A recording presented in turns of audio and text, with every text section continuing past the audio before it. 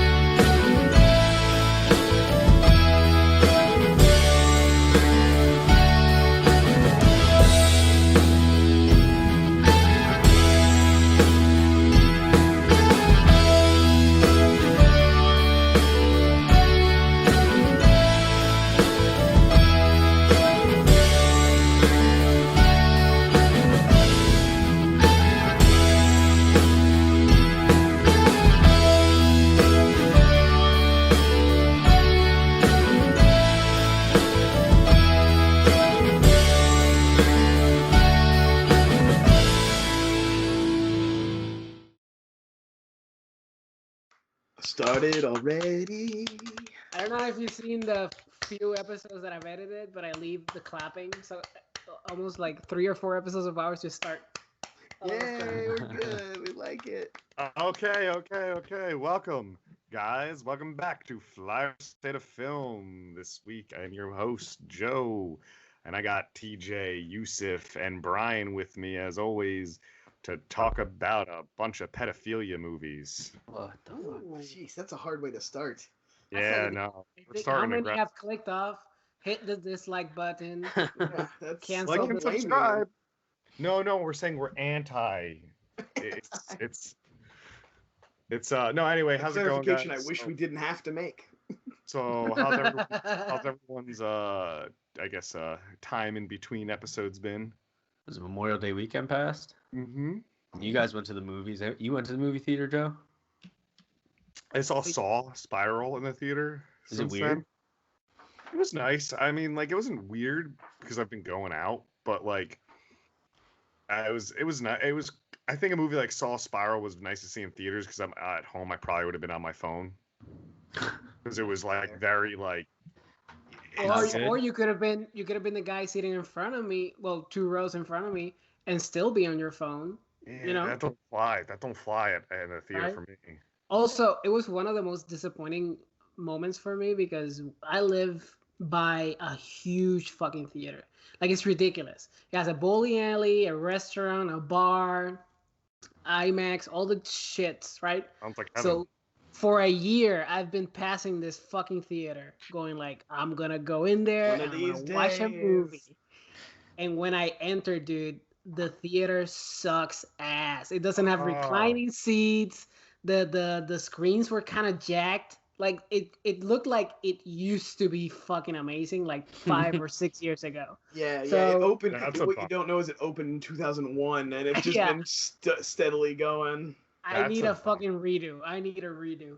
They closed our good theater down, like that has the IMAX and the recliner and everything, and had 25 screens. They closed it down. Really? Is that the one I went to? Yeah, I went to our regular theater, and we always go kind of early anyway. Like we always go to like an early showing. So our showing was like 11:15, so it wasn't too crowded.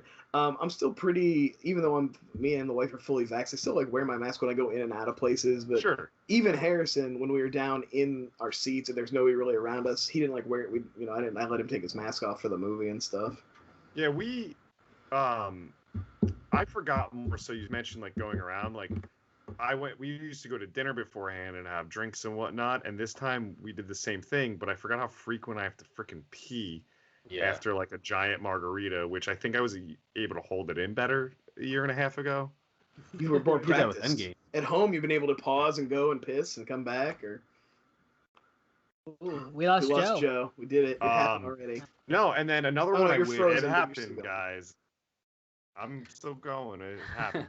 No, another one though. I wish I saw in theaters, but I watched at home, and we all saw it. Was the new Conjuring? I don't wish I see it in the theater. No, I don't wish. I'm glad I didn't have to pay for the new Conjuring. That's why awesome. I wish I saw it in the theaters, because I kept having to rewind and back an hour twice because I was so bored to watch it. It was definitely the weakest of them all.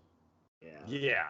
I think it ranks right up there with that first Annabelle of like of just like it's the lower tier. I like the idea of like switching it up a little bit and doing more like an investigation kind of thing. And like, okay, all right, I'm into that, but yeah, it didn't really fly. Also, was anyone else expecting more of like a Exorcism of Emily Rose, like a little bit of courtroom drama going on with it? So much better.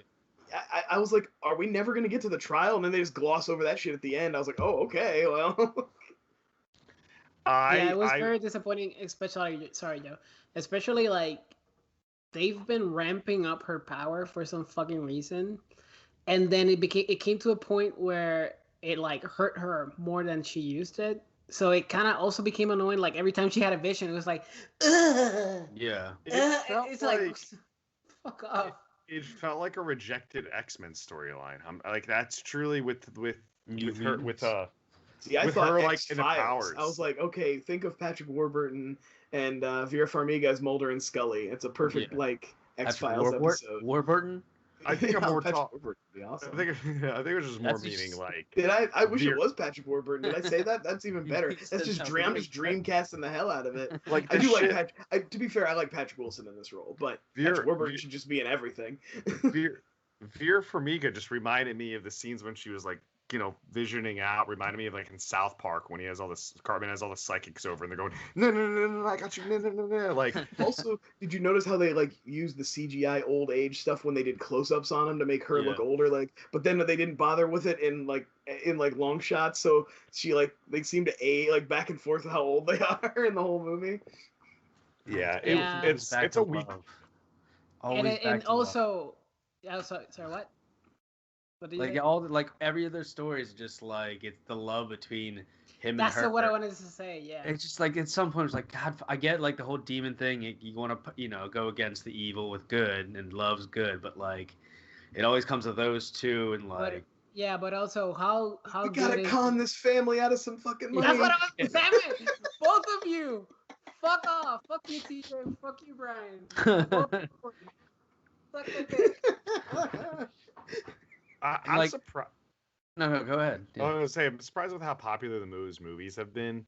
That someone hasn't made a mimic other end movie where they just call them frauds but change the names to like the Churins. Or why haven't we seen like a flip side documentary? Somebody like debunking the Warrens and going back through everything. Like I'm really surprised we haven't seen something like that. I mean, I know there are videos like that, but I mean like a big budget mainstream, like an HBO. Right, they do like that. Vice done a And you know what I hate about it, and I told this to my wife. We were watching it together, and she was watching like, she literally says out loud, like, oh, did this happen for real? Because it's a case. And I'm like, honey, you're fucking cons. Don't fucking believe anything that you're watching right now. And she was like, what? And she literally stopped paying attention to the movie and just started Googling. She spent like an hour and a half down a rabbit hole if you start reading everything about them. So there's probably like a shit ton of people that don't bother to Google at all that really believe that the Warrens are heroes. Yeah, the movies have made them like superheroes. So there's definitely a lot of people that would be shocked and very surprised if you tried to tell them that Ed and Lorraine Warren were most likely, at the bare minimum, con artists, if not like outright criminal. Like, I like to think, because I kind of like the movies and I kind of respect Ed and Lorraine Warren's hustle. So there's also like an element of it that's like, I do like to think that they also thought they were helping. Like they knew they were taking advantage and like bettering themselves. But they also thought they were helping, you know? My favorite two stories of the Warrens about that is that one is Ed. Remember the first movie, there was like a nanny who took care of the daughter? Yeah. That was Ed's live-in girlfriend. Like they were in a polyamorous relationship. But I think it was just like, Ed was just like, Show me that. Right, that's what I'm saying. Make them more relatable. Two is that the second movie in London, the Warrens showed up for literally like 4 days tried to pull a scam on them, and the stuff that was happening, they're like, "All right, you can get out of here. This is like, we don't want you to do this case." I mean, and even they work it into the movie, but like it's fully just girls jumping on the bed, and they took a picture of them while they were like jumping in the air and shit, and then they flat out caught the one girl faking it in the kitchen. They work it all into the movie to make it part of the story, but yeah, that was just bullshit. That There's so many scam artists. But you know, the first one movie thing, is true. The one thing that is missing from all the movies, from the 3 ones that they've done, is when they fucking charge the family. They portray these events as if they're out of their own altruistic. Yes, we're gonna help everybody, and there's not a fucking scene like, here's the invoice. They need us. Yes, here's the invoice. That's why I like the first movie more, just not because of the invoice, but at least they show like working at the college, like there's more of this is a job. Like they show up to a house and they're like, this is creaky pipes, this is full of shit. Like James Wan does a little more legwork in the first Conjuring than they did in the other ones. Was he direct these two? What was the first Conjuring one? movies are like the closest to what I would consider like dumb people horror that I like, like the Paranormal Activities and Insidiouses and like. I like Insidious 1. I hate all the Paranormals. Yeah. What is the first one? What is the one with the clapping? That's the first one. Okay, yeah, that's pretty good. Yeah, I think that's just a solid horror movie. That's like a little nuanced. It's terrifying. It scared the shit out of me. Not of me. A buddy of mine. We were gonna watch Evil Dead, the remake, in the theater, and he shits his every time he's watching a horror movie.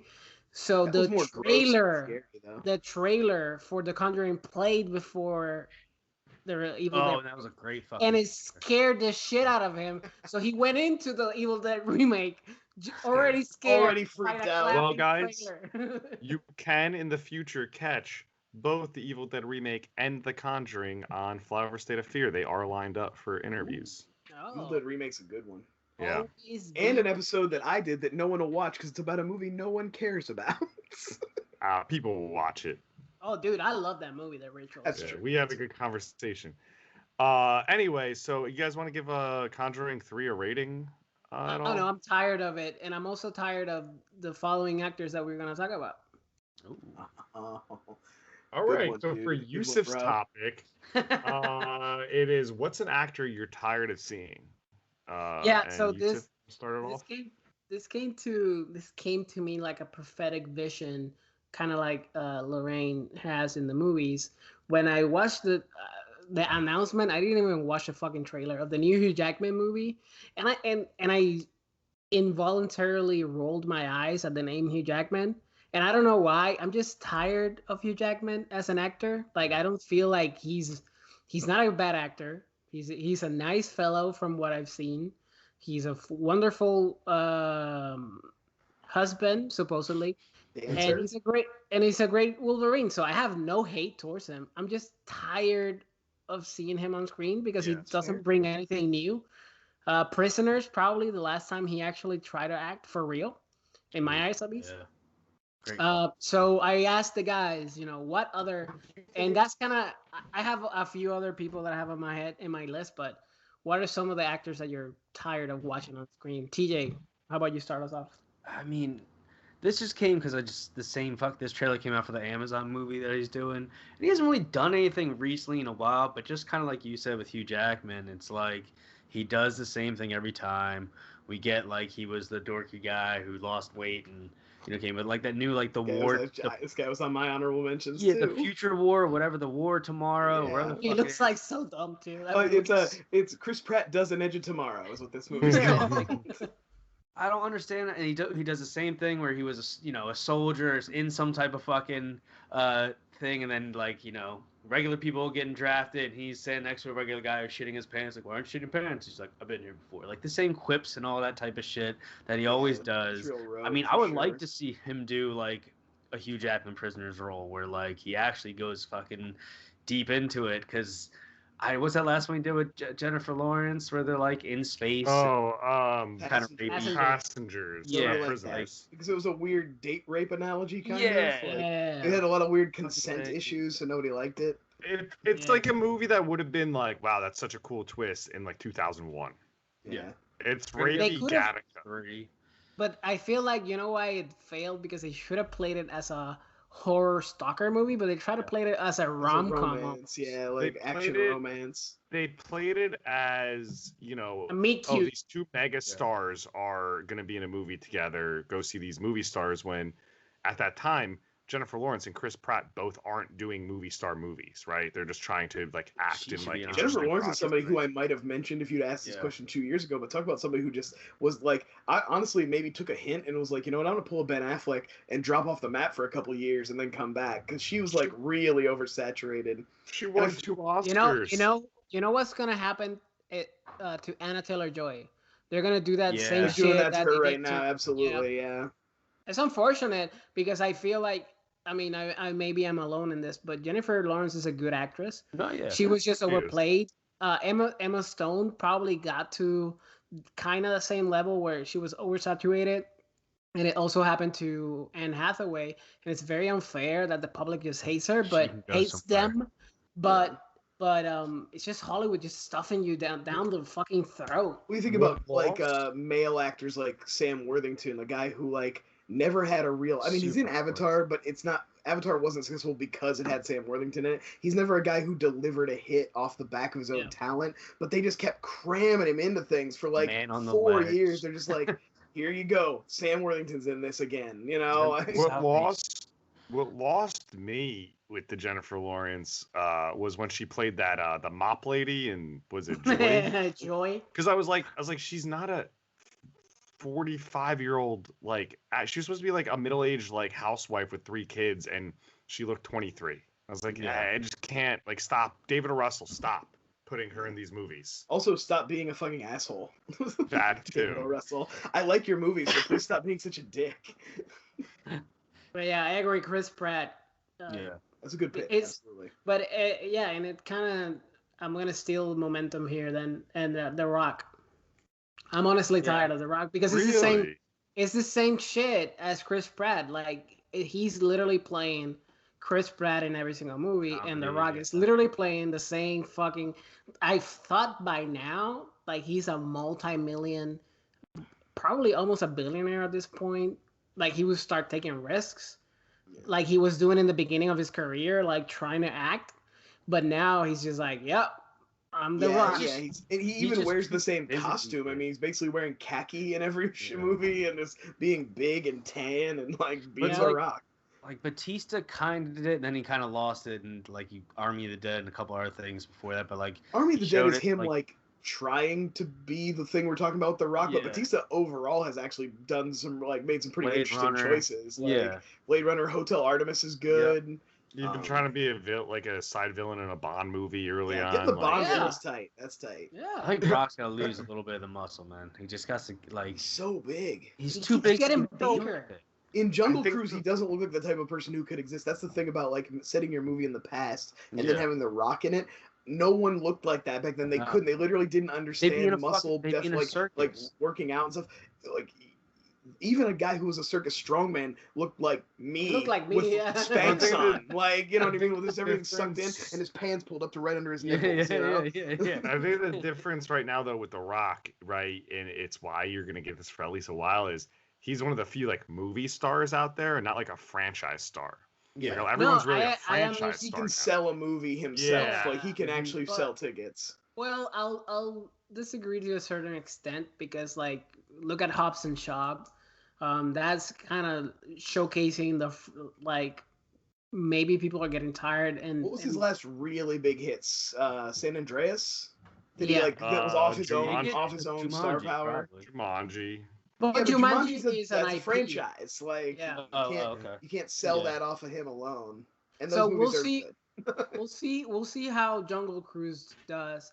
Which I'm a little bit of a hypocrite because I'm kind of excited for it because the I was trailer sells shocked. it. With sells full it as year a to work mummy. on that. It Give looks us a like shit. rundown too, please. Yeah, but Brian or Joe, who did you guys pick? You can go, Joe. Go ahead. Oh, sure. All right. My pick it would be actually well, I just want to throw the obvious one out there, Jared Leto. I think everyone agree with that. I don't even think I have to waste was breath. on my- But Melissa McCarthy, specifically with her husband, Falcone. Yes. Movies, like, they should not be allowed to make movies together anymore. Like, she just had that We are Netflix. kind of all taking a step back because a lot of movies haven't been made other than like something. So some of these guys, you're gonna be like, well, that's like 2 years And ago. to be Yeah, fair, kind of. Melissa McCarthy had a stretch where she was doing a lot, but she also had like some What smaller was that movies Netflix movie? that didn't get a lot of play. That the one where she was the writer who was like stealing the stories from somebody. was Like, good. found them. I never saw it, but I wanted to. It actually looked quite good. So that's why I said. And I got to step in and say, I'm one of the very few defenders. I actually like the Melissa McCarthy Ben Falcone feature. Tammy, I've said this before. I'll say Tammy. I like it. I like Tammy. Thanks, How does Brian. it taste, Joe? How does it taste? You know what? If I have energy, when I'm editing this, I'm gonna do a counter of how many times Brian interrupts and how many times you interrupts to see who wins. Okay, good. No, so Tammy, fine, right? Like, but that's why I specifically said with her husband Ben Falcone, they just made that Netflix abomination. You know how I know that movie was bad? Because even my mom said it was bad. Yes. Like, my mom was like, I tried to watch that Melissa McCarthy movie, and I was like, wow, that must be really awful. So- because even a bad movie, she'll just kind of let it pass over. You know how moms are. It's just like, whatever, it's Oh, fine. my mom loves Melissa McCarthy and anything. Like, she's upset when she does a dramatic role because they sell it as funny, and she'll be like, it's not funny. Yeah. I like her when she does like this. Like I was just watching I was watching This Is 40 and just like her being the mom who like when she does the whole principal scene where, like, yes. and she's just like, fuck She's you, so Grace.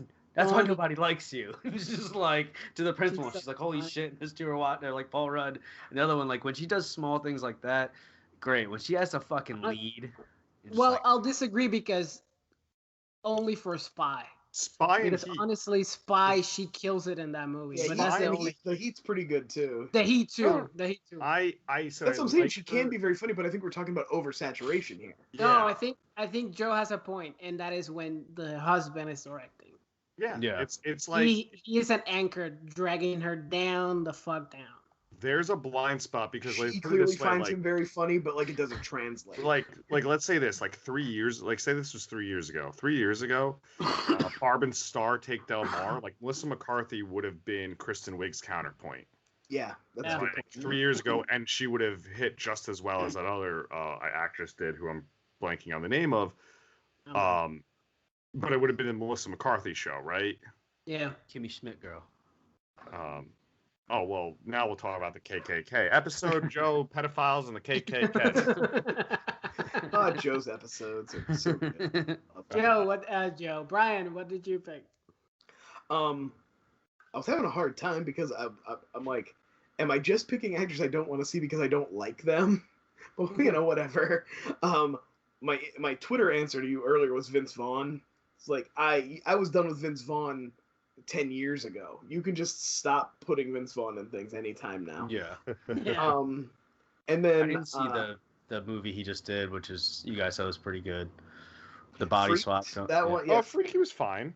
I think it was fun fun. because You it probably was could have put very. Sam Rockwell in it and it would have been better. No, you needed him Fucking to love be Sam very Rockwell. tall.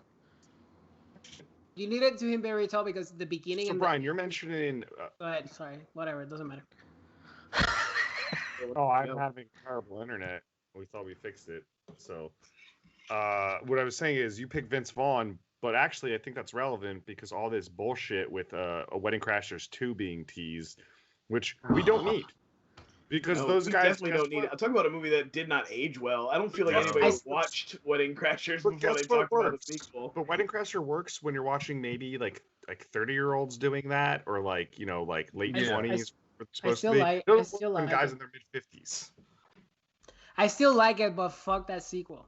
I like Wedding Crashers too, but I'm saying is it's a concept that works for like the guys they were trying to play, not whatever Yeah. they're gonna come up with. Yeah, especially they had a fucking quasi happy ending. What the fuck? Yeah, it's a They good- broke up and they're doing the funeral. And also, It's it's a just gonna good be that thing rom-com. where it's like when we come back to Force Awakens, and you're like, so Han Solo's just been doing the same thing for like 30 years, just been kicking around the galaxy, yeah. he never progressed at all. Like, got the same jacket. I agree. If your sequel needs to undo the ending of the last movie in order to exist, it is a bad sequel because in order for the Wedding Crashers to exist, then they would have to undo all their happy ending, and they have to be, or again, pathetic single guys trying to get laid constantly. So it's like it's a bad sequel. So what was your real answer then? Because that was your Twitter answer. Aaron Taylor Johnson. Did he ever even like connect to be around enough? Yeah, he just got cast as Craven, and he was in weird cast. Yeah. Just been around. He put him falls in things. They just keep trying, and it's like there's nothing wrong with him, I guess, but like I don't know. Has he ever been anything that was actually legitimately good? Like he's in the worst of the new Godzilla movies. He was the lesser Quicksilver. He was like didn't see that coming. Kick-Ass sucks. We talked about that. He falls in the category. His only good movie, and he legit acts so well in it, is Nocturnal Animals, and he was nominated for an Oscar for it. I never saw that because it was a weirdo movie made by a fashion designer, so I didn't get around to that one. He falls in the category of like Sam Worthington, actors Hollywood tried to make happen. Taylor Keach. Yeah. Like, also, I would my other answer was Ethan Hawke too. I don't like Ethan Hawke. I liked him in Sinister. I liked his return, seeing him again, like in a role like Sinister. That's why I actually switched from Ethan Hawke to Aaron Taylor Johnson, because I was like, Ethan Hawke already isn't in things anymore. And for me, I mean, my ultimate would be Johnny Depp. Never just get him out too. That's I have two. Tweet that out and see how many weirdo responses you get. I love tweeting about Johnny Depp. It's like bait. You just get so many fucking weirdos. Yeah. They're all Snyder Cut. Yeah, it's kind of the same cult mentality as the Sonic Cut. Yeah, because they hate Amber Heard too. And I don't want to be controversial, but they're also very like international for some reason. Yeah, I don't know. I have two honorable mentions to be woke, so I want to include ladies also because I'm tired of ladies as well, not only men. See, I don't only dislike men. I'm sick of women too. See, I'm tired of, but I'm saying me. Yusef can do this. If I did it, I'd be racist. I have one I want to say. So. My two honorable mentions are Rebel Wilson. Fuck off. You're not funny. I'm tired of it. She's hot. No, she's not. And she is. No, she's not. I'm gonna edit me saying this. Jay, what's wrong with you? And Angelina Jolie. Like, we get it. You're done. Angelina Jolie is one of those ones who like is the same in every movie. She has no range. She's like exactly the same in every 7 years. movie. I feel like Angelina Jolie hasn't been in a movie. Has anyone actually watched that movie? The one on Amazon, I watched it. No, it's on HBO Max. Oh, sorry. The firefighter one, right? Yeah. Yeah, I watched it. It sucked. I want to honorable mention. Somebody pitched it as Cliffhanger with Angelina Jolie, and that it was surely fucking was not. I want to honorable mention Kate McKinnon. She just didn't happen. She's not. She thinks she's in SNL in every movie she's in, mugging the fucking camera. Just play the character. You don't need to be a sketch character. I think she's one of those ones though, like that could be good. Like we're gonna talk about people who could win an Oscar later, and I feel like Kate McKinnon is one of those people who has the talent in her to possibly be that good, but she just hasn't found the right project. Like, you know what I mean? She's not. I'm not a huge Kate McKinnon fan or anything, but I do think she's talented. How about we transition to that topic and you pitch her in a fucking Oscar movie? No, because I got a better answer. TJ, what's your topic? Oh, Joe, do you want to? Actually, this is Joe. No. Sorry, I get it, man. This is Joe's episode. Sorry, I get it. Joe. I get it. Super producer. Yeah, super producer. Joe. Yusef taking over. Joe. All right. Joe, do it. Yeah. TJ, what is your topic, sir? I was just sitting here one day and I was thinking, what if you could take like someone that's a purely comedic actor, someone that would never kind of like you would probably never see Rock in an Oscar-winning role just because he just doesn't fit any type of. He will be like extras when he's 60. Yeah, but like a purely comedic actor doesn't fit any type of an Oscar role, and switch him out for either an Oscar actor's like film, ography, or just like one specific role in a movie. Brian, since you let us into this, you go first, man. Well, I guess Joe let us into it. Joe did the transition. Joe did the transition. I did the heavy lifting. I know. Well, I guess the way I kind of thought about this was like, who's an actor that I love that's mostly known for comedies? And then I looked through the roles, the best picture role, like the best actor winning roles of the last 25 years to see if I thought there was one that they could have done. So I guess that's the way I kind of came at this question. and my pick was John Candy because just an icon, but also was like dipping his toe into dramatic work right before, like in his last couple of years. If you've ever seen Only the Lonely, is a pretty good like kind of rom-com but drama also, and then he's in JFK obviously. So I was looking through. I was like, are there any roles? And it was tough. It was slim pickings as far as mostly the roles. I was like, a lot of these. I was like, these people won Oscars. A lot of forgettable shit. A lot of kind of like, eh. But then I came across The Darkest Hour. Gary Oldman won for Winston Churchill, and I was like, that's a role John Candy could have played. By the time Darkest Hour gets made, John would have been like in his 60s. No need for all the heavy makeup and everything. He could have just kind of like maybe a little bit on the nose, just enough to kind of like get the features right. But he could have just brought the full weight of his performance, no pun intended, to that character. And I just think that's something he really could have knocked out of the park. He'd been an older man by then. He'd had 20 more years of different acting challenges under his belt. And that's a role that I think he could have really done. Hell yeah, that's actually a really fucking good one. That's a really good pick. Well, I'm thinking like all those. You should have let me lead. Now everybody else is gonna look like shit. I really missed John Candy. Usually, I answer the question completely different. Well, that's I did too. TJ was describing the question. I didn't think I answered it right. So I answered it all. It doesn't matter, man. It's all. I answered it as who would be funny to see in an Oscar role, like as it originally was pitched. I didn't think it would be like what comedic actor you think could pull off a dramatic performance, which is a different question. I put it as. So I'll just go. Okay, I get it. So I'm the one who answered it wrong, but you already said how good of a choice I did. So fuck you. Yours is methodically thought out. Mine is just, you know what? I'll read you the description because I have this all planned, and then I'll tell you what the role is.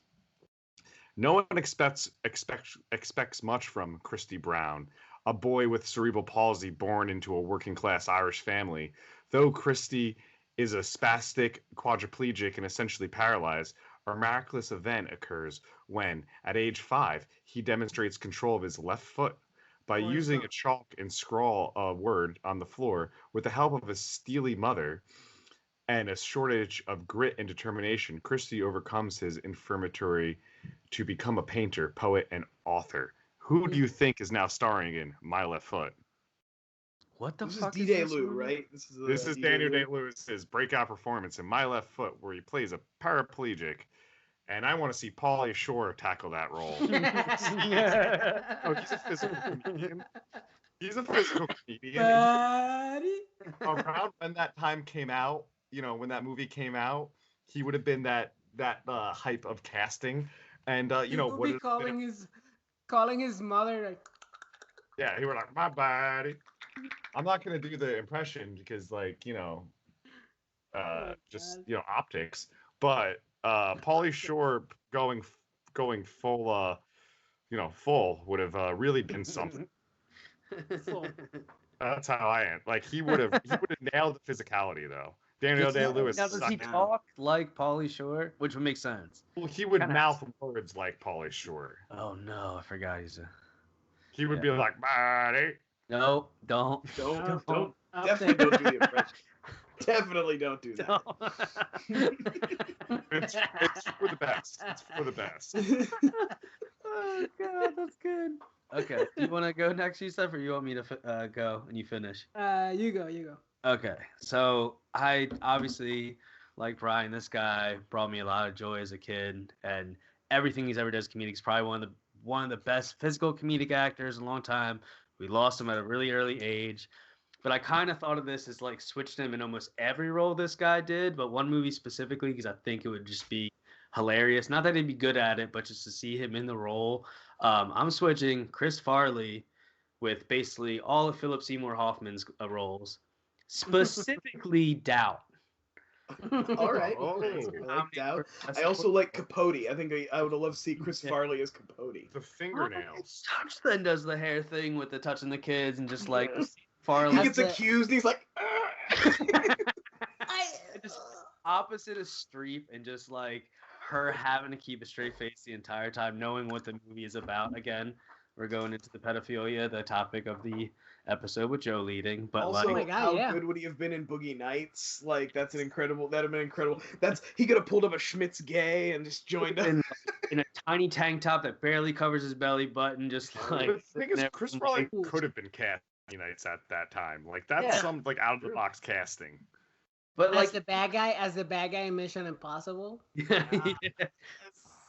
He's just an almost across from opposite Adam Sandler in Punch Drunk Love. Ooh. Dude. I love this. I love every single thing about it. Now, Paulie Shore, like, would he be wearing nobody wants to talk about spandex? your answer. It sucked. TJ, that's a great answer though, because like, so would You in said this bring it home. Are you timeline? gonna be 3 for 4, or are you gonna have a? How's your answer? So gonna be? I have a series. Wait. Would he be in the Hunger Games? Yeah, Sure. but he had to. He would have to die before the second row. I don't like. to keep it consistent. So Sure. I have a real answer and a joke answer. That was my go-to. But the real answer is a low-hanging fruit, and it's not an original idea. But I just wanted to mention before my joke answer, which was Sacha Baron Cohen as Freddie Mercury instead of Rami Malek. That's what was gonna be, right? Yeah. And then he wanted to do a more realistic movie, and Queen was like, "No, we want to make a stupid piece of shit." Yeah. Didn't he want to like write and direct too? Yeah, Or he he wanted just to do wanted everything. He At was least heavily right, I involved. think. Yeah. I think they were close to like basically filming.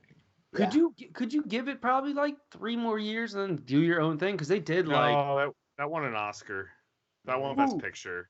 Oh, That what? shit's not gonna. Yeah, I think it's movie's gonna be the terrible. same shit that happened It to. didn't win like, Best Picture. It won Jungle Best Book. Actor.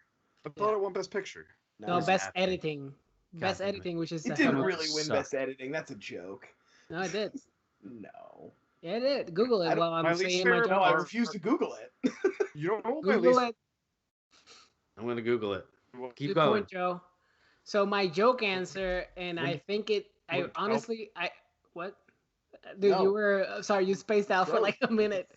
My joke answer, but I think it would be hilarious to see in this Silence of the Lambs. We're gonna replace Sir Anthony Hopkins, and it's gonna be Eugene Levy. I want to see Eugene Levy, but like American Pie Eugene Levy playing Hannibal Lecter, like same mannerisms as in American Pie, just like very awkward, but everybody's like fucking afraid. Like Eugene Levy from a Christopher Guest movie, real life. Yes. Yeah. Oh, Like, like he's, like, him in very Best in awkward. Show. Yes. Fake And teeth. everybody's like super afraid of all his movements, but he's like very like Big eyebrows. Good. I love big that. eyebrows. I love Eugene And Levy. big So glasses. I'm into it. I would take I it. like that. I want to see him eating what's his face, his brains in Hannibal. Eating Taking off Ray Liotta's. Ray head. Liotta's head.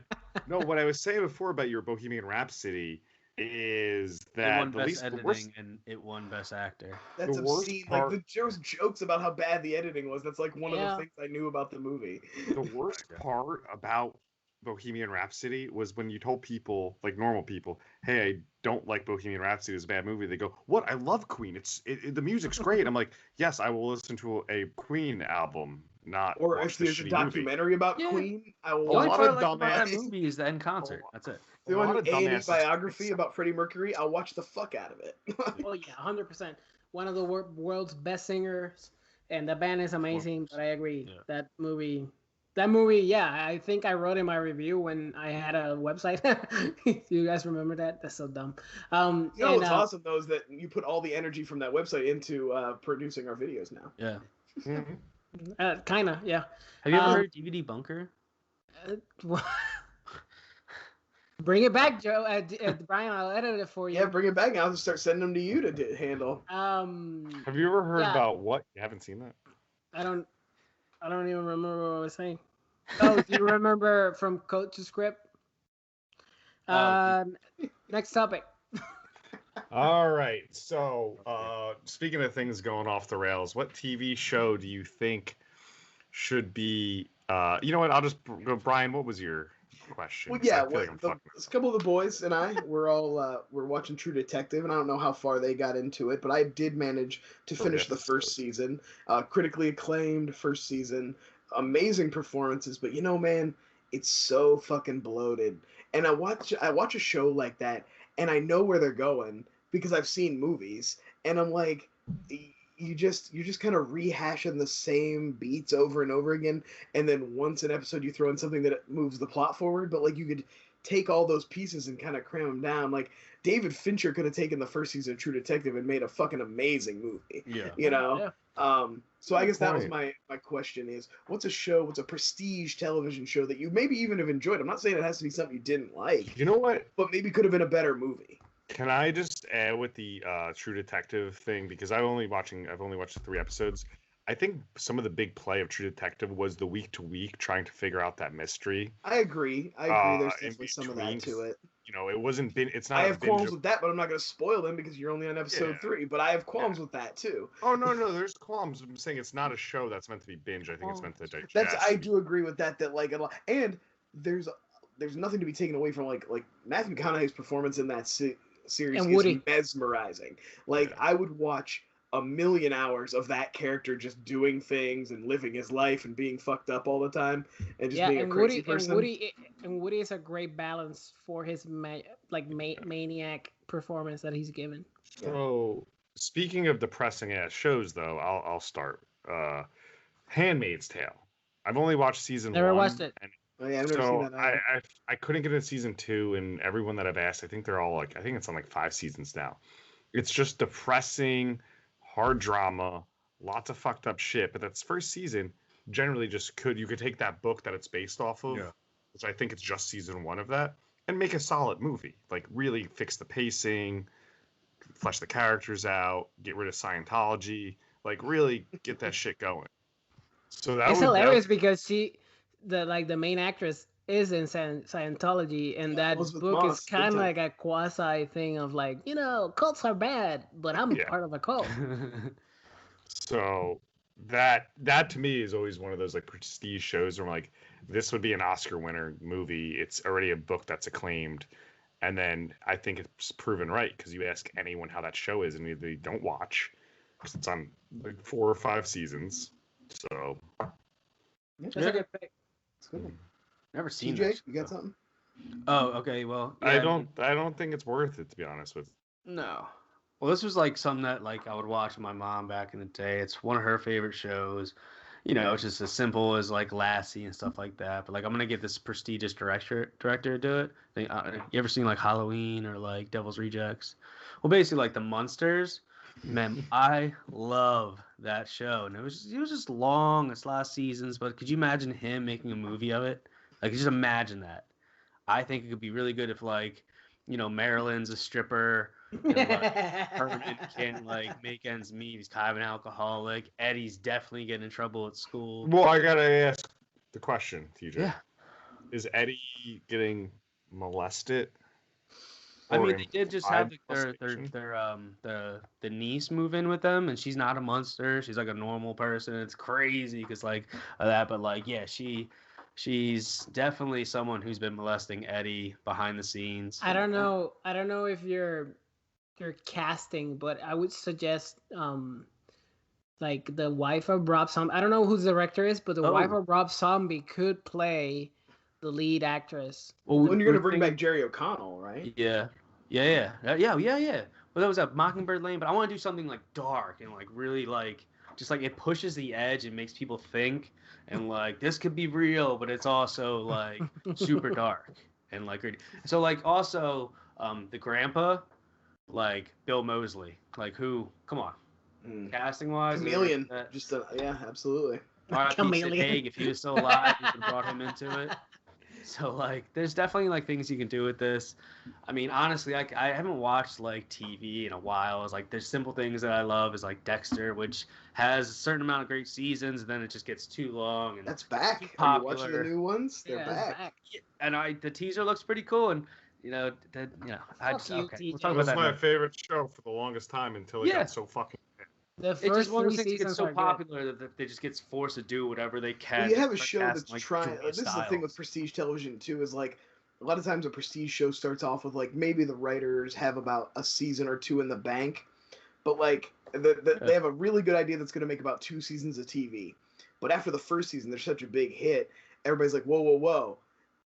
we know you only have one season's worth of ideas left, but we need you to stretch this out. So that's when you get the Lost syndrome of like, now we're just killing time and things don't end up meaning anything. Yeah, that's and then why eventually they get around to doing their final idea. It's like Dexter, they did the show based off the books, the Jeff Lindsay books, and they made the show off of that. And then Marvel made a comic series out of it for a while where he's like in Australia, kind of like where he gives up mainland USA and goes to fucking Australia. And then like there's the toys, and now they're doing the teaser or the new season, stuff like that. It's just how much do we need?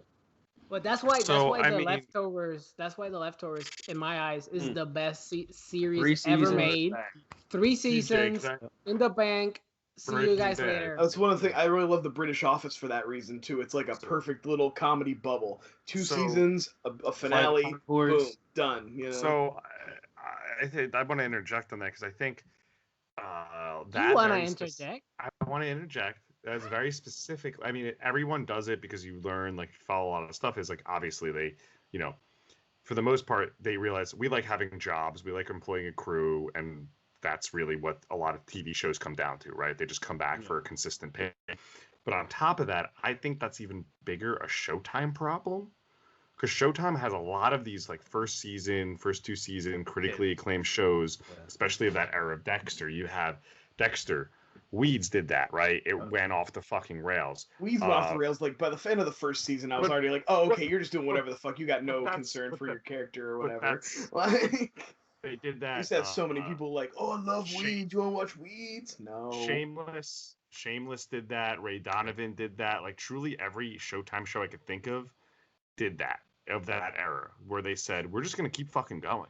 And like HBO did that with like True Blood and fucking like was Californication. HBO's definitely got better about it now though. HBO's all about doing that short mini series. Yeah. Like. Boardwalk Empire went off the deep end too. Yeah, it's a shame because they were coming off the high of Sopranos too. They thought they could do no wrong. They're like, Boardwalk Empire's our new Sopranos. It's gonna go forever. Like it didn't. My pick was Battlestar Galactica. That series, I love that series. Honestly, it's so much fun. But one of the things that really hampers it, 1, it drags the fuck out, and 2, it's very low budget. So it would have benefit from, even if it stayed low budget, but there's a huge difference between a low budget movie.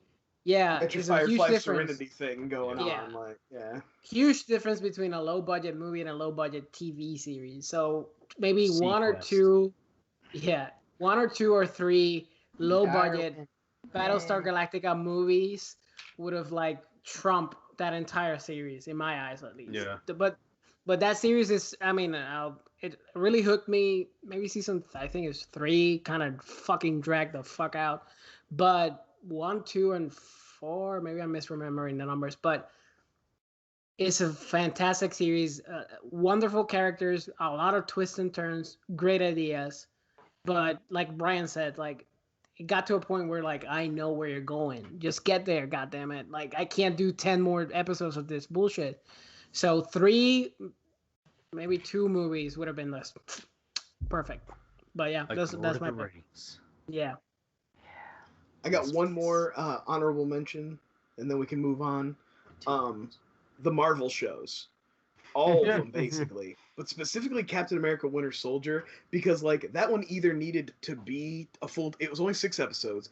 It either needed to flesh out some of the ideas it toyed with and do 10 episodes, or just be a fucking 2-hour movie. It was, like, right in that thing where you're like, okay, you got some stuff. It feels like you're trying to say some things or do some things, and then you're just like, nah, never mind, we're done. And it's like, well, one way, you can't have it both ways. If you want to just have your cheap little Captain America movie to tide us over, just do that. Like, I feel that way. It's coming out. I feel that way about Star Wars too. All those kind of Disney Plus shows. Yeah.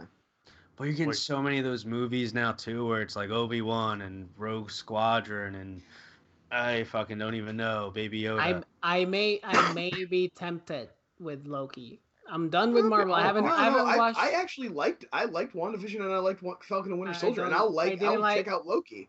I'm excited. I didn't like WandaVision. I think Loki looks better than those. I didn't like WandaVision at all, and I stopped halfway through the first episode when I noticed of Winter Soldier. I was like, oh, this is just military propaganda. Well, that's all the Captain America movies. Oh yeah, 100%. But this one was like very on the nose. But yeah, I'll watch the What If animated one too, which looks kind of yeah. cool. I'm stoked for What If. Even though I don't like the animation style. We talked the about animation sucks. Yeah, Joe, take it away, baby. Oh yeah, yeah. So we're done with the topics, and now we're gonna talk about the movie of the hour. Whew. My pick. Sheesh. I have never seen Never Been Kissed, and for the last couple of years, it's been referenced by Brian and some people in my life a lot. So I've decided to finally watch it. I do want to say I feel like I have to like preface it with I'm not a rom-com guy, but I saw Never Been Kissed at a very like pivotal moment. I don't know if I've ever mentioned when I first went to college, I went down to Virginia Tech and I was working at Blockbuster, and next door they had like a cheap seat theater, and the dude who was my manager at Blockbuster also ran the theater, and like late nights on Saturdays after they were closed, they would do showings. And like I saw this and X-Men. It was like my first time we would go and you would like drink. It's before they served beer at movie theater, so it was a really cool thing. Plus I was only 18 to like get some booze and go and like get loaded and watch a movie and shit at a theater. It was rad. So that's part of the reason I have I had like a connection to this movie. So I do like chick flicks or rom-coms every now and then. I knew that about you. That's why I always thought it was so surprising that you didn't know you hadn't watched this. Yeah. This guys, this upset me. I don't think I've said no more than a lot. So I'll give the synopsis briefly before we start talking about it. But so really, this movie's about Josie Grossi, Drew Barrymore, Drew Barrymore, who is a like academic copy editor for a magazine or a She's a grown-up nerd. She's a grown-up nerd for. She's a supposedly aspiring journalist. This is what journalists do, right? It's not, and they need to get this good story, so they send her out, and she decides to go undercover at a high school. Well, she doesn't decide. She's basically thrown in there. Or she's thrown in there. Garry Marshall just like gets the idea. Like she kind of says something that makes him think of it, and then like, yes, you're gonna do that. Okay, Garry Marshall, by the way, highlight of the movie. Always icon forever. Like, so they do that, and then she's 25, and she goes undercover. Oh, that's a hard 25. And she's a hard 25. Like she's not borderline. They say David Arquette's 23 in this. It's a wait. I'm gonna defend Drew Barrymore. It's the haircut and clothes that she wears because she's 25 in real life. And she's opposite of like Jessica Alba and fucking Jessica. I didn't realize one of the girls was Jordan Ladd. I was like, Jessica Alba. Whoa, this is my first Jessica Alba movie too. When I was like, I'm like 18. I was like, and at the end, she has that line at the end where she's talking about those girls from high school who are still the prettiest girls you'll ever actually see in real life. I was like, they ain't lying. They're not lying about Jessica Alba. But you know what? I'm going to jump to this. Who cares? So she goes there. A lot of pedophilia happens. It's a disgusting movie. There's this scene very particularly where David Arquette shows up, right? And she's like, I'm gonna be the David Arquette's like, I'm gonna. I think Joe's overselling it. I really feel like the teacher is the only really inappropriate character. He's who I'm talking about. No. But you say there's pedophilia throughout, and I feel like everybody else is like knows better. Everybody else pulls back. Like David Arquette doesn't cross the line. Stop. Josie's not interested in banging the popular kid. She's just interested in like the attention. Shut the fuck up. Yes, she does. And they're having that party, and that the popular boy starts flirting with her. She's like, okay, I guess we'll have the party now. He wants to fuck me. Like it's there. And she's like, I want you to be my first. And she's like, you're just like, what? And then he becomes a baseball coach. Yeah. And so David Arquette pulls the popular kids by eating a tub of coleslaw. You know what no one wanted to talk to? The guy who ate a fucking tub of coleslaw. He won a competition against one of the other dudes. It just happened to be coleslaw. That dude, the face, the mouth, the nose. That dude looked like he was constantly wearing a mask. Yeah. The blonde guy. Yeah. So this movie's got a great cast. One of the guys from Detroit Rock City's in it. You got James Franco in there kicking around. Oh, this is the best James Franco role because he has literally no lines. No, he has a few because he says some things like "what," you know. He's like, "What's what?" He has like a couple of those type of lines. But yeah, John C. Reilly, Molly Shannon, Octavia Well, Spencer. The guy who's her assistant, who's like in everything, the like Weasley looking guy. Weasley looking guy, yeah. I don't know if Molly Shannon has looked better. Can we Molly talk Shannon, about banana? Oh yeah. For the condom on the banana. Yeah. Her and John C. Reilly would have made an awesome baby. Like I think he would have conquered the world. So, Can I say something real quick? Can I say something real quick? I was yelling at Ryan for an hour. I'm gonna say something real quick, and it's like we're supposed to like her, right? She's our protagonist. We're rooting for her. Josie, yeah. Yeah, Josie. As a I don't know if you guys knew this. I'm Puerto Rican, so this is my This is my second language. As a human being with feelings. The rest in Spanish. Como humano con sentimientos. Are you gonna talk about how it's hard to watch Drew Barrymore talk? No. If I was around her and she was correcting my language every 2 fucking seconds, like she was a grammar Nazi throughout the entire fucking thing, I would have copy editor. That's her job. I would have thrown her. They don't act like that. Fucking window. Like, well, she's supposed to be a big annoying nerd, though. Here's a question. That's part of it. Here's a question. I hated her so hard this time around. I don't know why. Like I used to love this movie. Honestly, I was like, oh, so I think I would have liked this movie if I saw it when I was 10. Yeah, I saw it when I was a kid. You know, when it lost me, truly, what lost me with this movie, because I was like, oh, this is this is fun for a minute. What lost me was when she was on the goddamn Ferris wheel and her teacher sees her and starts running to her and I was like, is the seat taken? Oh, he actively pursues her. Yeah, like, and then he gets upset. This isn't one of those situations where it's awkward. I would call it a Mulan situation. Like you think about Mulan, where her Ping, her like boss or whatever, her trainer, is like confused. He likes Mulan or whatever she's Ping. Sorry, I'm fucking about my Mulan. But there's confusion there. This isn't one of those situations where he likes her, but he knows he shouldn't, and he's weird about it. He just goes for it. He dumps his girlfriend and shit. And they did the classic. They dance at the prom. They did the classic. Other teachers there. But wait, they did the classic rom-com thing that the girlfriend or boyfriend is an asshole, like an active asshole. So you're like, oh, it's obvious that she likes the things he likes. It's like, they're here to think he's clearly enjoying it, and all she can talk about is how she sucks. She likes men that are overage.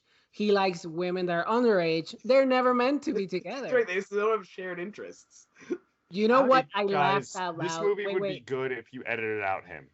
I laughed so fucking hard, and it's literally the only time that I laughed in the entire movie when she goes like, I am a news editor, I am 25 years old, and he goes and walks away and just runs away. Bummed. He ran away from the age. He didn't run away from the. I never really caught that. Okay, yeah, makes sense. Yeah, guys, can we talk about what my favorite part of this movie is? It's something that always stuck with me, and unfortunately, it's because it speaks to my inner bully, and it's the moment that she comes out for the prom, and the dude rolls up in the limo and nails her with those eggs. I in the theater watching that movie. Really? It was like it's supposed to be this sad, dramatic moment. I was like uproariously laughing. You know why I laugh? And I laugh at it every time, even though I still acknowledge how fucked up it is now that I'm older, and I'm like, oh, I get it. I'm mean. That's bad. You know why I laugh? So it's not that funny, nobody's this mean. I laugh because he is in a moving car. He has one shot. He nails her in the face. He nails her right in the face. He would probably break her nose. You throw an egg from a moving car at that speed, from that distance, he'd probably break her fucking nose. This movie is You can't even be mad at it. You can't be mad at it. You have to be impressed. Is a clear example of no one is this mean in. That's a good point. Brownie, which was and everyone though is like, ha ha ha, that girl, and it's like, no, they'd be loving it, and especially like Drew Barrymore, like titties are pants. That's another great point. I'm glad that it stopped Those right guys after at least would not be like, fuck that girl. Was she wearing her costume from Batman Forever during that first day at school? I don't know, but I think she's wearing her costume from Ever After at the prom. Ooh, yeah. I have a She's question. recycling. Whatever happened to what's her face from Glass House and Deep Impact? And... Leelee Sobieski. She was the prettiest one of the whole movie. They made it be like, what look happened at her. to I was dog like, food or dog pound or whatever they call it? I'll tell you what. Excuse I'll me, tell you Jessica what I Alba's noticed right this there. time around. Sorry. She is just as bad as the fucking Mean Girls in this movie. Yeah. Like immediately, the first time that she skips math nerd practice for something, she's like, "Well, why don't you go find somewhere else to sit?" Like she's just as bad. Like she's one of those. That's the point, Brian. We're all the same. You ever see Angus? Everyone's a bully. That's a great movie. Angus is excellent. That's Everyone's a big one a to bully. But really, Can we talk about can we talk about her performance though? Whose? Like in the first half, Drew? I guess she took acting classes, and they told her being nerdy involved biting her lower lip. She always does that though. That's just a Drew Barrymore thing. yeah.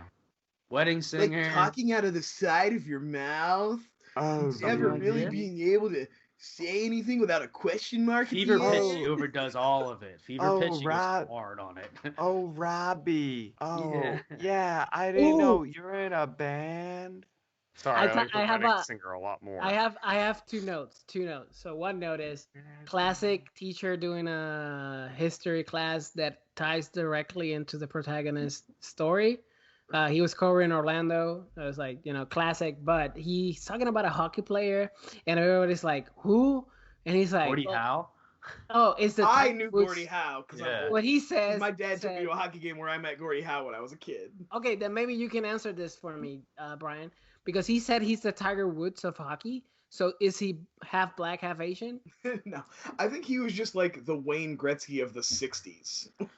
Oh. I think he's Fun like facts. Alaskan though. Yeah, guys, this. And he played till he was like 55. Yeah, I just don't like this movie. You didn't like David Arquette walking around in his underwear around underage women?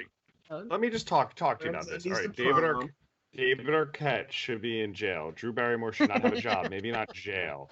The I boss like should the be way fired. all teacher the coworkers are straight so to jail. invested. They're all like hanging out, watching the live feed together. Were they watching her taking a dump?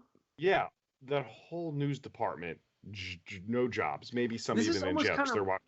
It's kind of this isn't the same thing, but like when shit like this happens, like don't you have to like in Kindergarten Cop, where the principal knows he's a cop, but she doesn't know like what's happening, why he's in the school, but she just knows that he's there for a specific reason. Yeah. I mentioned this to Joe. It's based on a real thing, kind of. This is what Cameron Crowe did. This. Oh. He was like in college, and he went, or he wasn't in college, but he was out of high school. And he went back to high school, and like No, that's supposedly that he wrote the shit that Fast Times is based on. what that was happened like this was in the news like yesterday or the day before. Yeah, Texas. Some woman went to her kid's middle school and pretended to be to her. like prove that the school wasn't safe or something? Yeah. Well, she got caught, so I guess it's pretty safe. No, she was she doing made live Instagrams. That's but how she she got made it. caught. Oh. She made it till the 7th Yeah. period. So she was there the entire day, pretty much. That's fucked up. Oh, you need that's 6 minutes. That's bad. But guess what? Too bad Guess the what good guy also- with a gun wasn't there to kill her. Yeah. Guess what also is? You know what? This movie would be better with the school shooting. Oh my God. God damn, man. God Jesus Christ. damn it. Elephant meat's never been kissed. Let's do it. God damn it. You know, that's- We need to talk about Josie. It's because David Arquette couldn't get his baseball career back in high school started. That's like me now being like, oh, I was a great high school. So I have quarterback. Let me I try have one question for Brian because he's the expert of this movie. Is this the high school she went to? No, I don't think so. Okay, good. Because the whole time I'm thinking like someone would recognize Someone her. would recognize him. A Yeah. teacher or something. I had a teacher Also, that my I was mom watching had. this. I just recently watched Clueless, and I was like, man, I'm getting a lot of Clueless vibes. It's because they share a costume designer, Mona May, who seems like she specializes in high school movies and kind of like dressing teens and being, Also, I would say we covered a couple weeks. So another pervert. Saying. A couple picks ago, we covered Not Another Teen Movie, and I did pick up on so many new references, especially with her the old ass woman's outfit being just like Drew Barrymore's outfit. Exactly. Yeah. Had me dying. Barrymore, yeah. Yeah. Oh, I noticed when they're doing the flashbacks to Josie in high school, all the high schoolers that she's in high school with, they clearly pick people who were like in their late 20s, early 30s to make it seem like everybody at the school was the same age and not draw attention to how old Drew Barrymore is. Because I was looking around, I was like, everybody in this high school is 40 fucking years old. Actually, a question. I didn't look it up because I was lazy. The chubby friend that comes towards her, where is she from? Scary Movie, right? Scary Movie 1 or 2? She does the bit in Scary Movie. The one with the stuck, right? Yeah. So at first, I thought it was young Artemis. Oh no, that would have been casting though. That's funny, yeah. Rating phase. We don't have anything else. This is really the end. I got goosebumps when the pedophile teacher came to kiss her at the end. Ooh, John C. Reilly. We didn't mention John C. Reilly was like, that teacher's a pedophile. I do like they call it out. He catches on and he's like, that's your story, a creeper teacher. Yeah, because John C. Reilly's smart. I just watched. I had like. But he doesn't like. He just wants it for the publicity. I like how mad he is that other papers keep scooping them. Like she knew about the secret party hideout, and some other paper gets it, and even the story about her coming out at the prom, some other paper publishes it. It's so good. He's so mad. Is there another undercover reporter? It makes me think that one of like James Franco is also an undercover. guys. That's why he's so quiet. He's just taking notes. They should do a sequel now that goes back and it's like a Back to the Future 2 where you see the movie's exactly the same, but it's all from James Franco's perspective. Shit. I have 2 questions. Okay, one, wouldn't like she have other fucking articles to have to write during this long ass stretch? One. Just one. He's 2. getting paid to do this. This is like a thing that the Garry Marshall loves this idea so much that he's just like bankrolling it. The whole company should be fired and fucking put away. 2. Okay, so Good point, Joe. What? I kind of need more light. Am I good now? Can I talk? You're great. Yeah. At the end, Drew Barrymore goes to the baseball coach and is like, "It's the state championship," and she's like, "Every camera is going to be on you. Every reporter is going to be there." Wouldn't there be a shit ton of coverage at that game anyway? Because it's the state fucking championship. Yeah, pretty much.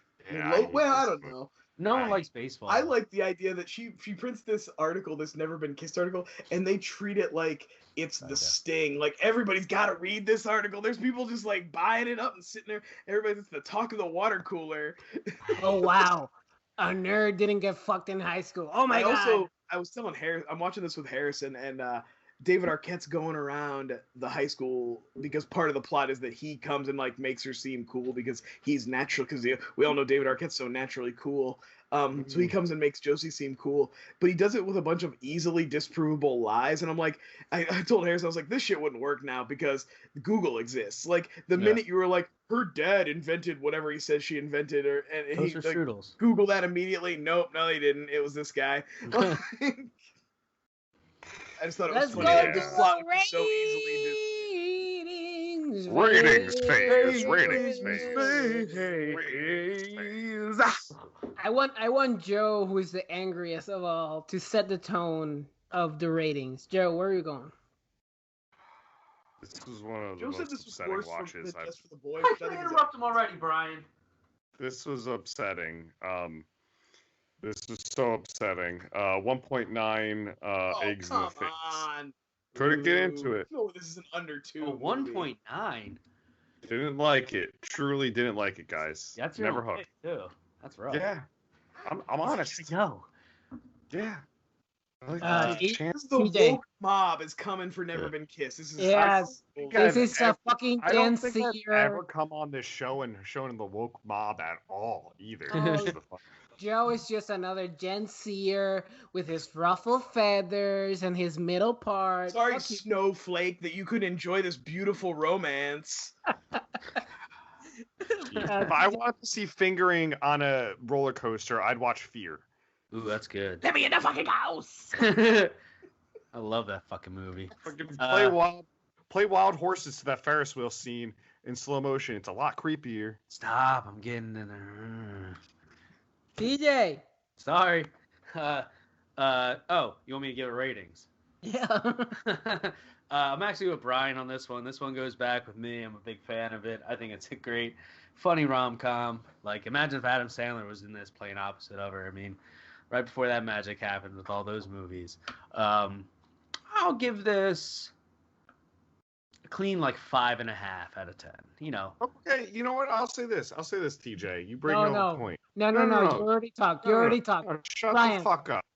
You already talked. Shuts up now. You can't see her. I'm not. TJ brings up a point. If you put Adam Sandler in this movie in that teacher role, as charming as he is, it elevates that shit. That teacher is such a wet noodle. It don't work.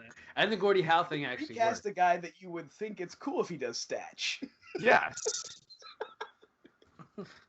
He's the guy from Monster-in-Law. That's the only other movie I know. You know who's Adam Sandler? I'd be cool with it. Brian, where are you going? Yeah. Yeah, the nostalgia's pretty strong. Like I said, I'm not a rom-com guy. This is like one of the very, very few rom-coms I even like. I'd give it like a 6. You know what I mean? It's just like a down the middle, fun, a little bit of creep to it, but like I think it all works out okay. I just burned Joe on Twitter while we were recording. I'm gonna give this one.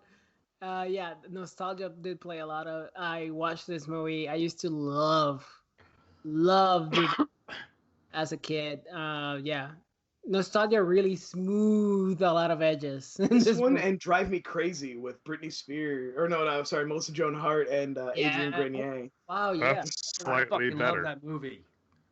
But yeah, I'm gonna agree. I'm gonna give it a 5. I can't pretend that is a good movie. So my pick next week. I don't know if you guys remember City Slickers. Presented here. Yeah. Did we do an episode on City Slickers? Yeah, we did. Yeah. It's a great episode right here. Thumbnail somewhere here. Oh wait. And then I did The Rocketeer. So I've been on a 2021 has been a wet blanket for me. Not bad movies, but kind of boring conversations, to be honest. So I picked 3 movies here that I feel like are fastballs down the middle. Are gonna be fun. We're gonna have a lot of things to talk about. But I need the guys to win a trivia that I'm just gonna pull it from Google. I've been really good at trivia lately, guys. All right, so I'm just gonna. This is from Parade, and it says 100 fun movie questions with answers. Okay, guys, I'm just gonna scroll randomly. And are we doing our regular? You read the question, we sign in with our name. Is that how we roll? And I'm gonna say name that movie, and then you say your name. All right, question number 20. For what movie did Steven Spielberg win his first Oscar? Joe. Sure, Joe. I was gonna say name that movie, but Well, I was waiting for you to say name that movie, and you paused. that was my bad. Right. Schindler's List. That is correct. All right, whoever gets 3, I'm gonna say 2. Fuck it, I'm not gonna do it. I'm not gonna. TJ, just let Joe answer the next one, and we'll get out of here. What is the highest grossing R movie of all time? Name that movie. TJ. Ryan. Passion of the Christ. Wrong. Joe.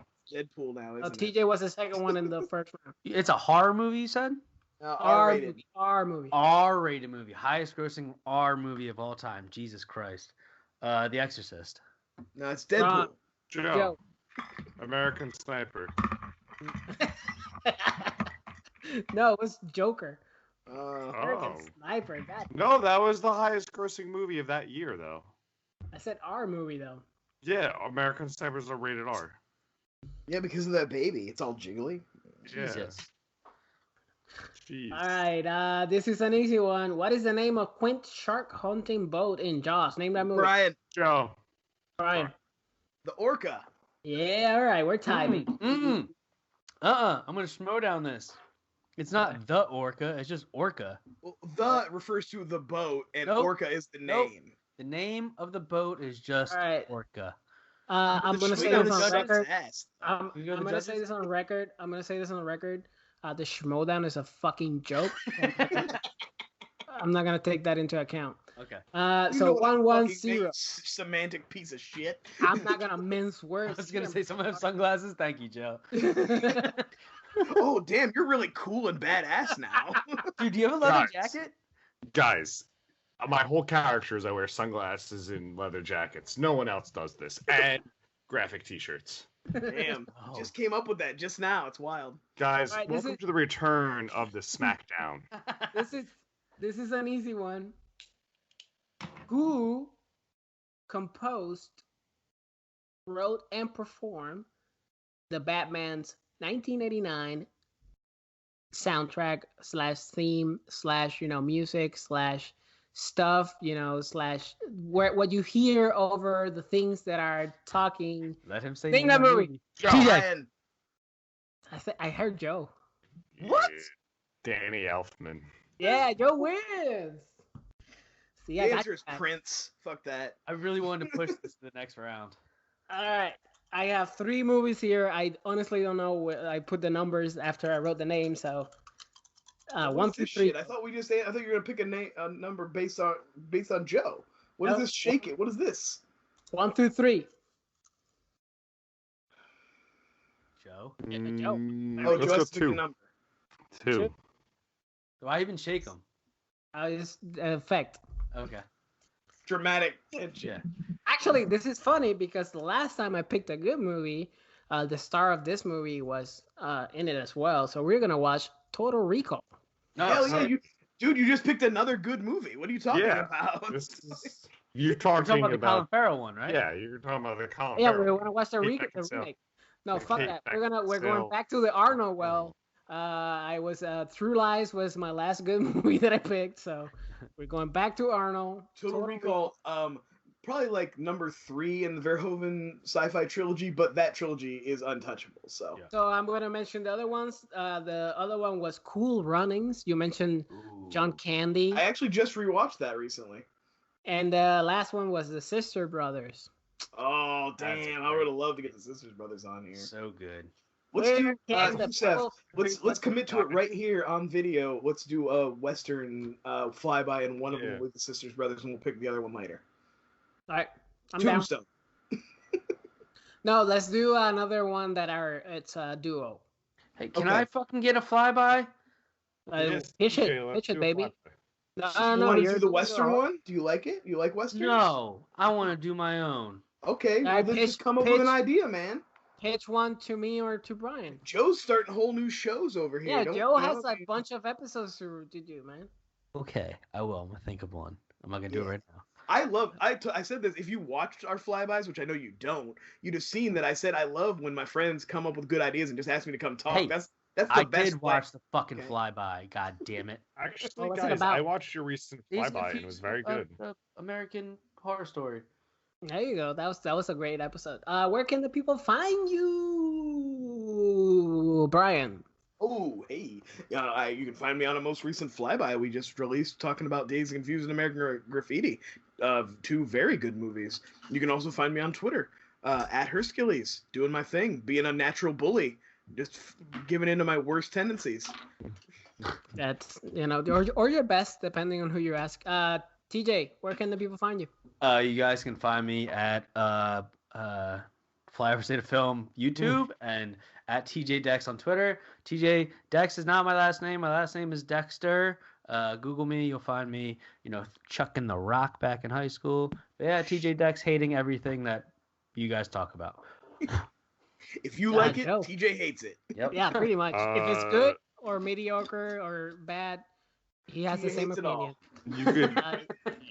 You could find me, trying to chase TJ Dexter's love on a daily basis. and at the new show Flyover State of Fear, which is really fun, and we're accepting applications for guests and have quite a bit coming out. And And Joe will be able to pick a non-horror movie for this show. Yeah, and I've been really enjoying this avenue in horror and delving a little deeper and more time to talk about these movies with some friends. Come on, people! You know you got time for this.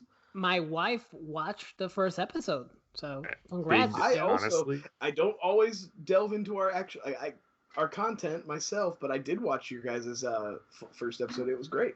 Thank you. I enjoyed your flyby as well.